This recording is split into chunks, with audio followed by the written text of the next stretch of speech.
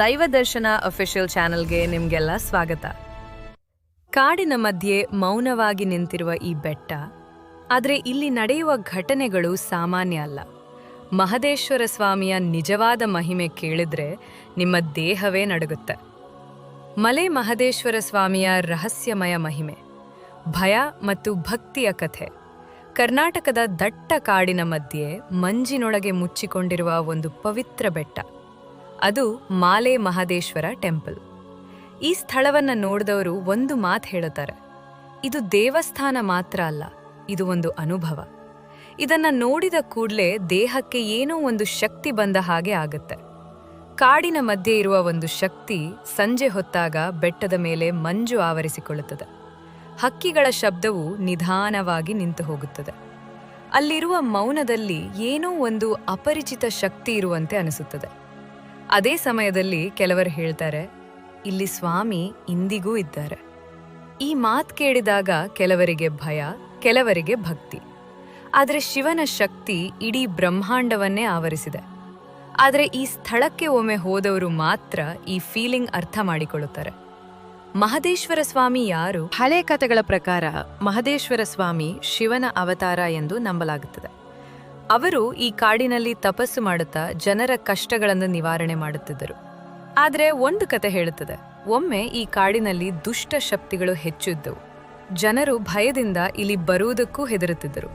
ಆ ಸಮಯದಲ್ಲಿ ಸ್ವಾಮಿ ಇಲ್ಲಿ ಬಂದು ತಪಸ್ಸು ಮಾಡಿ ಆ ದುಷ್ಟ ಶಕ್ತಿಗಳನ್ನು ನಾಶ ಮಾಡಿದರು ಎಂದು ನಂಬಿಕೆ ಇದೆ. ಅದರಿಂದಲೇ ಈ ಬೆಟ್ಟಕ್ಕೆ ದೈವಿಕ ಶಕ್ತಿ ಬಂದಿದೆ ಎಂದು ಹಿರಿಯರು ಹೇಳುತ್ತಾರೆ. ಹುಲಿಯ ಮೇಲೆ ಸವಾರಿ, ನಿಜವಾ ಅಥವಾ ಕತೆ? ಈ ದೇವಸ್ಥಾನದ ಅತ್ಯಂತ ಪ್ರಸಿದ್ಧ ಕತೆ. ಮಹದೇಶ್ವರ ಸ್ವಾಮಿ ಹುಲಿಯ ಮೇಲೆ ಸವಾರಿ ಮಾಡುತ್ತಿದ್ದರು.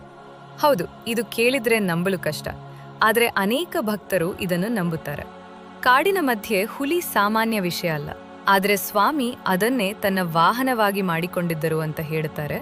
ಈ ಕತೆ ಕೇಳಿದಾಗ ಕೆಲವರಿಗೆ ಭಯವಾಗುತ್ತದೆ, ಆದರೆ ಭಕ್ತರಿಗೆ ಇದು ಸ್ವಾಮಿಯ ಶಕ್ತಿಯ ಸಾಕ್ಷಿ.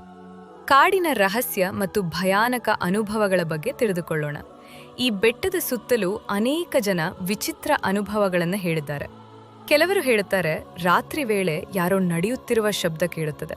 ಇನ್ನು ಕೆಲವರು, ಯಾರೂ ಇಲ್ದಿದ್ರೂ ದೇವಾಲಯದ ಬಳಿ ಗಂಟೆ ಶಬ್ದ ಬರುತ್ತದೆ. ಮತ್ತೆ ಕೆಲವರು, ಕಾರ್ನಲ್ಲಿ ದಾರಿ ತಪ್ಪಿದಾಗ ಯಾರೋ ಮಾರ್ಗ ತೋರಿಸಿದಂತೆ ಅನಿಸುತ್ತದೆ. ಈ ಘಟನೆಗಳು ನಿಜವಾ, ಕಲ್ಪನೆವಾ? ಯಾರಿಗೂ ಸ್ಪಷ್ಟವಾಗಿ ಗೊತ್ತಿಲ್ಲ. ಆದರೆ ಈ ಕತೆಗಳು ಕೇಳಿದಾಗ ಇಲ್ಲಿ ಏನೋ ಇದೆ ಅನ್ನೋ ಅನುಭವ ಬರುತ್ತದೆ, ಒಂದು ನಿಜವಾದ ಭಕ್ತನ ಅನುಭವ. ಒಮ್ಮೆ ಒಂದು ವ್ಯಕ್ತಿ ಜೀವನದಲ್ಲಿ ತುಂಬ ಕಷ್ಟ ಅನುಭವಿಸುತ್ತಿದ್ದ. ಹಣ ಸಮಸ್ಯೆ, ಆರೋಗ್ಯ ಸಮಸ್ಯೆ, ಮನಸ್ಸಿನ ಒತ್ತಡದಿಂದ ಕೂಡಿದ್ದ. ಅವನು ಕೊನೆಯ ಆಸೆಯಾಗಿ ಈ ದೇವಸ್ಥಾನಕ್ಕೆ ಬಂದ. ರಾತ್ರಿ ದೇವಸ್ಥಾನದಲ್ಲಿ ಕೂತು ಪ್ರಾರ್ಥನೆ ಮಾಡಿದ. ಅವನ ಮನಸ್ಸು ತುಂಬ ಭಯದಿಂದ ಕೂಡಿತ್ತು. ಆದರೆ ಕೆಲವು ಕ್ಷಣಗಳ ನಂತರ ಅವನಿಗೆ ಏನೋ ಶಾಂತಿ ಅನುಭವವಾಯಿತು.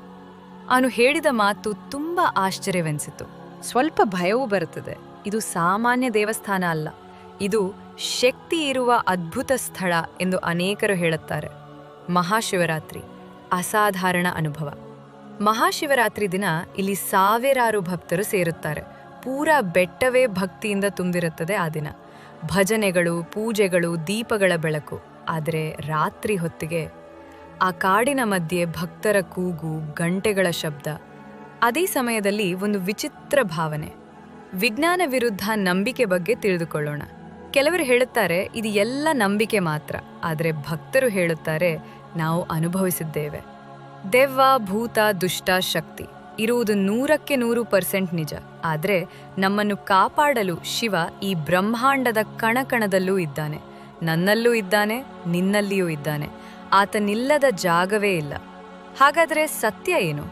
ಬಹುಶಃ ಇದು ವಿಜ್ಞಾನಕ್ಕೆ ಅರ್ಥವಾಗದ ಒಂದು ಅನುಭವವಾಗಿರಬಹುದು, ಅಥವಾ ನಮ್ಮ ನಂಬಿಕೆಯ ಶಕ್ತಿ ಇರಬಹುದು. ಕೊನೆಯ ಮಾತು, ಮೇಲ್ ಮಹಾದೇಶ್ವರ ಟೆಂಪಲ್.